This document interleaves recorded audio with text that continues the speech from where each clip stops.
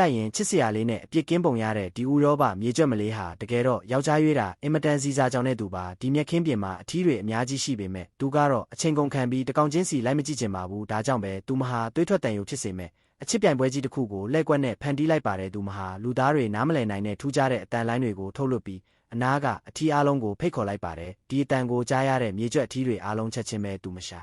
ERC ကိုအပြေးလွှာရောက်လာကြတာပေါ့မြင်ရောက်တဲ့ကောင်ကအခွင့်အရေးပိုတာမှာဖြစ်ပေမဲ့ဒီထိပ်တီးထီးတွေရဲ့ကမှဘသူကသူမရဲ့အသေးကိုလူယူနိုင်မလဲဆိုတာစောင့်ကြည့်ရတော့မှာပါဒီနေရာမှာမြေကျွတ်မလေးဟာနောက်ထပ်မာယာတစ်ကွက်ကိုတုံးလိုက်ပြန်ပါတယ်အထီးတွေကိုယူသွတ်သွားစေမဲ့ထူးခြားတဲ့အမွေးရနံတစ်ခုကိုထုတ်လွှတ်လိုက်တာပါဒီနန်းကြောင့်အထီးတွေရဲ့ခန္ဓာကိုယ်ထဲကဟော်မုန်းတွေဟာအဆက်ပေါင်းများစွာမြင့်တက်ကုန်ပြီးငိမ့်ချမ်းနေတဲ့မြေကျွတ်လေးတွေကနေသွေးစာနေတဲ့တားရဲကောင်လေးတွေဖြစ်ချက်ချင်းပြောင်း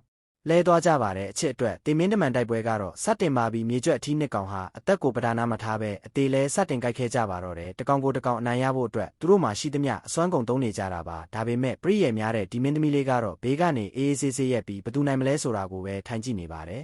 တနာရီကြာအောင်ပြင်းထန်တဲ့တိုက်ပွဲပြီးမှတော့အတန်မာဆုံးမြေကျွတ်အထီးကအနိုင်ရပြီးပြိုင်ဘက်ကိုမောင်းထုတ်လိုက်ပါတယ်ပြီးတော့မှဖုန်တွေကိုခါကိုတက်ရအောင်ပြင်ပြီးမင်းသမီးလေးစီကိုလာခဲ့တာပါတကယ်တော့ဒီပွဲရဲ့ကစားကွက်ကိုကြိုးကင်ခဲ့တဲ့တကယ်နိုင်ရရှိသူကမြေကျွတ်မလေးပဲဖြစ်ပါတယ်သူမဟာအတန်မာဆုံးအဖော်ကိုရဖို့ယောက်ျားတွေကိုအသေးလဲတိုက်ခိုက်ခိုင်းခဲ့ပြီးအကောင်းဆုံးမျိုးရိုးဗီဇကိုသူမရဲ့ရင်သွေးလေးတွေအတွက်ရယူနိုင်ခဲ့တာပဲဖြစ်ပါတယ်